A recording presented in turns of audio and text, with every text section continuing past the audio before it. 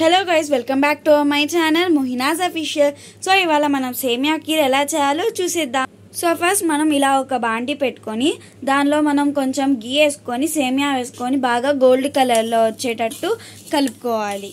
తర్వాత మనం ఒక తెపాల తీసుకొని దానిలో కొంచెం వాటర్ పోసుకోవాలి. మీరు సేమియాకి సరిపడేంత వాటర్ పోయాలన్నమాట.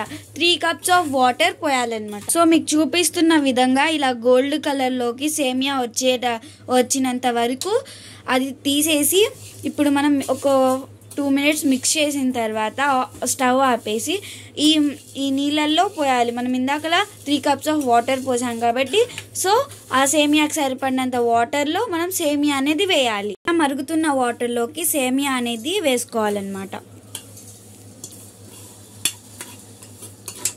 సో మీకు కావాలంటే దీనిలో జీడిపప్పు కిస్మిస్ కూడా వేసుకోవచ్చు, అది ఆప్షనల్ అనమాట. ఇది చాలా ఫాస్ట్ రెసిపీ అనమాట. మిల్క్ అండ్ సేమియా ఉంటే ఈ సేమియా కీర్ అనేది ఎంత స్పీడ్గా అయిపోతుంది అనమాట. సో మీకు ఆప్షనల్ అనమాట. సగ్గుబియ్యం ఒకవేళ లేకపోయినా కానీ ఇలా సేమియాతో చేసేయచ్చు అనమాట. ఆప్షనల్ సగ్గుబియ్యం కావాలంటే సగ్గుబియ్యం కూడా వేసుకోవచ్చు మీరు. సో ఇక్కడ చూపిస్తున్న విధంగా ఇలా మనం మిక్స్ చేసుకుంటూ ఉండాలన్నమాట.